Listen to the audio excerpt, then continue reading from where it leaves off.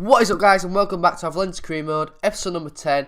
Just a heads up before we get into this episode, if you can tell my voice is being crap, then it is. I've got such a bad cold, but I've got to do this audio, so we'll just see how it goes. Hopefully I don't sound crap. We'll just kind of go along with it, and like I said, I hope I just don't sound crap. But anyway, Atletico Bilbao was the first game. I remember that when we played these in the reverse fixture when we was away, I think we thrashed them like 4-0. So I think that was one of our biggest victories so far against them. And to be fair, they're actually not doing too well in the league either, to say the players they've got. Because, I mean, they've got Muddy in, the left winger. They've got Laporte, the young French centre-back, who obviously has been linked with quite some big clubs. But, it was quite a battle this game, and they were playing quite well, don't get me wrong. We had a few good chances very early in the first half, but they kind of, came on good in the second. So, it was going either way. It could have gone either way, to be fair. But this match would end up with a draw. It wasn't the most exciting. It wasn't the most entertaining. It did have a few chances going on, but, I thought equally both sides were equal and probably deserved the draw. You never know. Obviously people have different opinions. They did probably have the closer chances, but for me, having the more possession and having their ball around the box more, I would say, it did end up, being a fair result, a draw. So, we was on to our next game, which was Atletico Madrid. And again, like the first game against Bilbao, this game wasn't too good either. I think they actually beat us in their reverse fixture as well. I remember they got a really, really late goal in the 90th minute. And in the end, they won the game 2-1. But last episode, obviously, you had seen deadline day.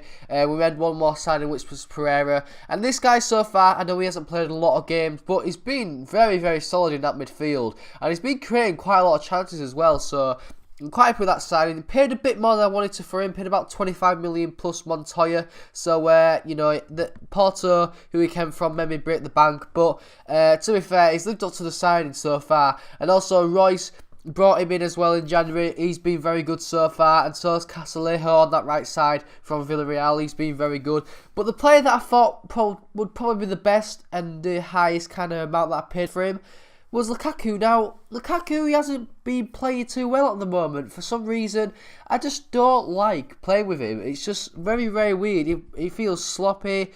It feels like he doesn't want to get into the play much. He doesn't feel like he wants to get involved. And I just can't really find him much in the field. And it's very, very annoying because, I brought that guy in thinking, he's going to be a beast. He's going to be like the next whoever. But he's going to be an absolute star. But he's just not doing it for me at the moment. And it's very annoying because, as you see, we've just gone 2 games without scoring. So, very disappointed there. If that was Makambu, I'm pretty sure that we might have scored in both them games. But, we lost against Atletico Madrid.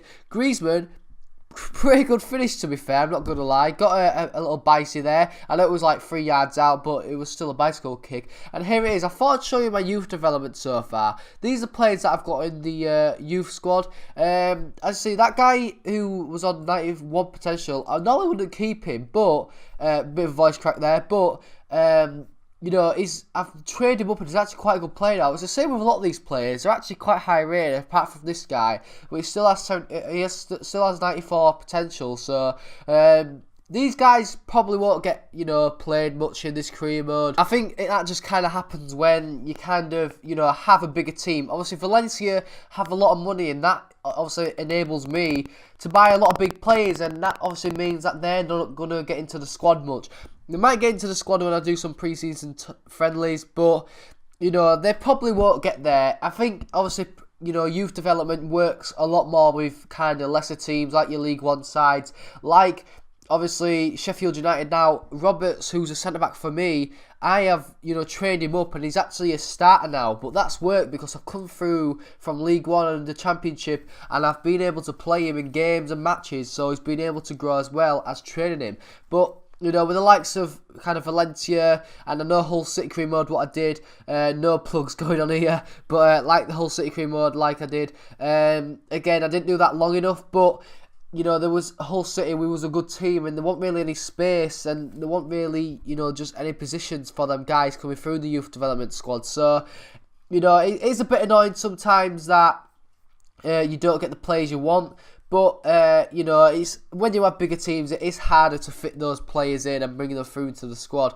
All you have to do is train them, but, you know, if you're training them and not letting them play no games, they're not going to go up as much. But, you know, that's just a bit of an annoying thing about FIFA. But anyway, we had our second leg against Espanyol. Now, we beat them 2-0 in our first leg, and you'll see it, guys. We're going to miss our second penalty. I mean, we missed the first one with Royce. Royce actually won them both. Royce played very, very well in this game. Royce won them both. Royce took the first one. Obviously, top right, goalkeeper saved it. It's Diego Lopez, the old AC Milan goalkeeper. And then my second one was with Silva, who actually has the best penalty stats on our team. And he also missed that. But the second one was quite a psychological thing, because I thought, right, which way am I going to go? Which way is Lopez going to dive? But, you know, in the end, we missed our 2 penalties. I mean, it's quite embarrassing, to be fair. I'm just not very good at penalties on this game, on this FIFA anyway. I used to be quite good at them on FIFA 16, but definitely not this FIFA. And obviously, Espanyol went up 1-0 very early on. I was thinking, friggin' hell, you know, if they come back now, it's going to be a bit embarrassing, like the 2 penalty misses. But luckily, Lukaku, I've just kind of been slagging off. He comes up clutch and actually scores himself a goal. So, you know, we do go through to the next round. That was the semi-finals. That means we are in the final of the cup now, which is pretty sick. And we also beat Leganes 2-0 as well. So, not a bad episode all around. I mean, I know we lost against Atletico Madrid, but, you know, we're still doing alright. We're still kind of pushing up here the league. And hopefully by the end of the season, we can be in that top 4. But anyway, guys, hope you enjoyed the episode. If you have, please like, subscribe if you are new. And guys, I'll be seeing you later. Peace!